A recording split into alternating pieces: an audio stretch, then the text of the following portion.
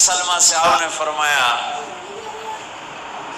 ام سلمہ آج ایک فرشتہ ملنے آ رہا ہے بہت خاص، کسی کو دروازے کسی کو اندر نہیں آنے دینا۔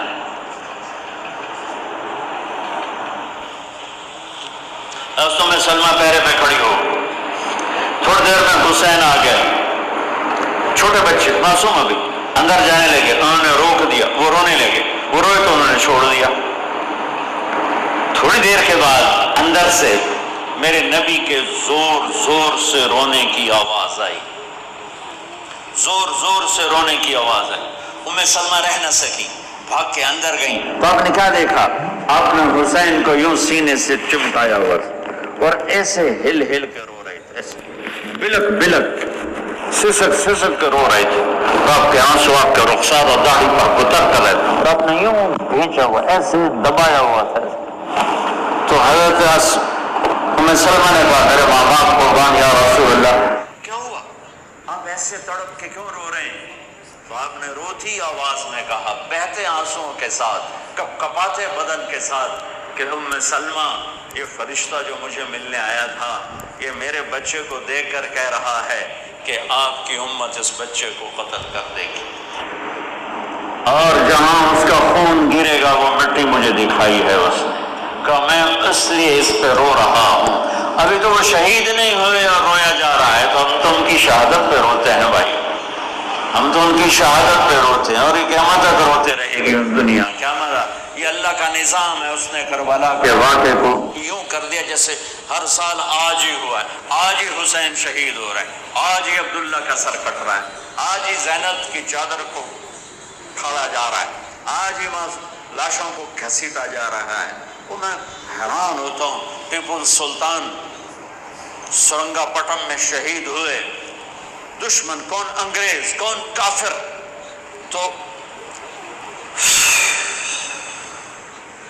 برطانوی لشکر نے ان کو توپوں کی سلامی دے کر دفن کیا اور عزت و احترام کے ساتھ دفن کیا، اور میرے نبی کے نواسے کی لاش کو ان کم بختوں نے کفن بھی نہ پہنانے دیا، جنازہ بھی نہ پڑھنے دیا، دفن بھی نہیں کرنے دیا۔ اگلے دن بنو اسد کے بارے میں پتہ چلا عمر بن سعد کو،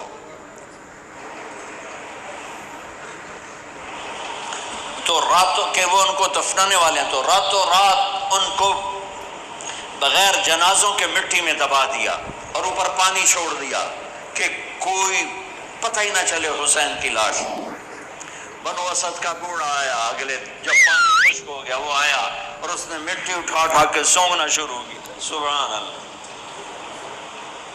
سونگ رہا ہے سونگ رہا ہے سونگ رہا ہے، ایک جگہ کی مٹی اٹھا کے سونگا تو اس میں جنت کی خوشبو تھی، تو تڑپ کے بولا یہ میرے نبی کے نواسے کی قبر ہے، یہ میرے نبی کے نواسے کی مٹی ہے، کہ وہ جنت کے سردار تھے تو قبر بھی جنت کی خوشبو پھیلا رہی ہے۔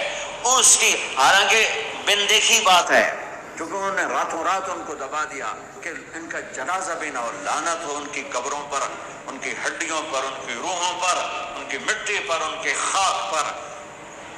سمجھ میں نہیں آتا، نبی کے گھر کے کتے کی بھی ہم تو عزت کریں گے اگر آج ہمیں پتہ چلے یہ نبی کے گھر کا کتا ہے۔ ان کم بختوں کے سامنے نبی کے نواسے کھڑے تھے، نبی کی نواسیاں تھیں اور نبی کی اولاد تھی، اور ان کے دل ایسے پتھر، آنکھیں ایسی اندھی، کان ایسے بہرے کہ انہیں ایسے تلوار چلائی جیسے سامنے کوئی رومی لشکر کھڑا ہو، یا جیسے سامنے کوئی فارسی لشکر کھڑا ہو۔ اتنے عظیم ہستیاں میں کہاں سے بیان کروں؟ یہ وہ نسب ہے جس کو اللہ آدم تک محفوظ رکھے ہوئے ہے، اور میرے نبی نے فرمایا کل سبب منقطع الى يوم كل نسب وسبب منقطع الى يوم القيامة الا نسبي وسببي وسأبلها ببلالها۔ قیامت کے دن ہر رشتہ ٹوٹ جائے گا، ہر ناطہ ٹوٹ جائے گا، ہر سبب ٹوٹ جائے گا، لیکن میری آل کے ساتھ رشتہ باقی رہے گا، نسب کا رشتہ باقی رہے گا، سبب باقی رہے گا۔ میں اپنی اولاد کو پانی پلاؤں گا، میں نے اپنی اولاد کی سفارش کروں گا۔ اس لیے میرے بھائیوں، ویسے تو کسی کی عیب نہ دیکھو، کسی کی برائی نہ دیکھو، پر سادات کی برائی، وہ شیعہ ہو، وہ سنی ہو، وہ بریلوی ہو، وہ اہل حدیث نبی کی اولاد ہے تو ان کے پاؤں چومو، ان کے ہاتھ چومو، ان کا ماتھا چومو. یہ اللہ کے محبوب ہیں، اللہ کے پیارے ہیں. مجھے میری اولاد محبوب ہے. آگے ان کے پوتے ہو گئے، آگے ان کے بچے بچیاں ہو گئے، نواسیاں ہو گئے، پوتے پوتیاں ہو گئے، وہ ان سے بھی پیارے لگتے ہیں. میرے نبی نے اعلان کیا میں اپنی نسل کو پانی لگاؤں گا قیامت کے دن، میں اپنی نسل کو پانی لگاؤں گا قیامت کے دن. پر اتنے سارے قربان کے بعد بھی کیا شہید کیا گیا ہے، وہ کس بے دردی سے کیا گیا ہے. یہ تو میں تو نسب بتا رہا ہوں. پھر اللہ نے پیدائش سب سے پہلے حسن پیدا ہوئے. آپ نے حضرت علی سے پوچھا کیا نام رکھا ہے؟ کہا جی حرب، جنگجو. آپ نے کہا نہیں، اس کا نام ہے حسن. پھر 10 مہینے بعد حسین پیدا ہوئے. آپ نے فرمایا کیا نام رکھا ہے؟ کہا جی حرب. کہا نہیں، حسین. پھر آپ نے فرمایا یہ 2 نام میرے اللہ نے آج تک کسی کے نہیں رکھے، یہ پہلی دفعہ میرے بچوں کے نام رکھے جا رہے ہیں، حسن اور حسین. پھر آپ نے ان کو گڑتی دی، اپنا لعاب، اپنا حسن کو بھی حسین کو دونوں اپنا لعاب نکالا اور حسین کے منہ میں ڈالا.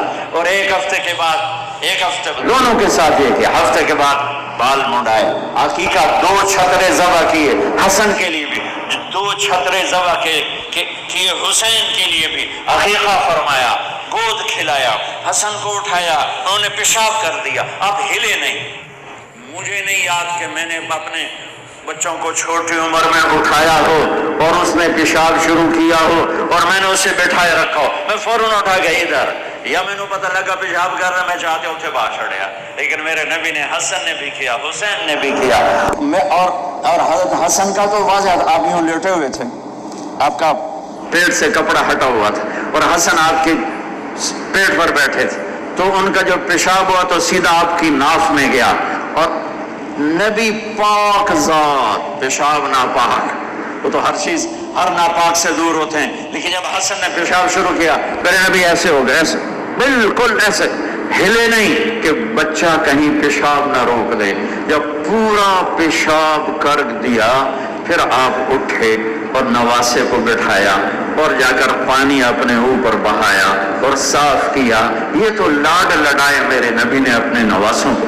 ابو ہریرہ فرماتے ہیں میری آنکھوں نے دیکھا، میرے کانوں نے سنا، آپ کبھی حسن کبھی حسین اینا پیراں تے کھڑا کیتا ہے، ہاتھ این نپے تے جھولا جھلا رہے ہیں اور کہہ رہے ہیں پہاڑی پہ چڑھ بچے، پہاڑی کے لیے اتے آ.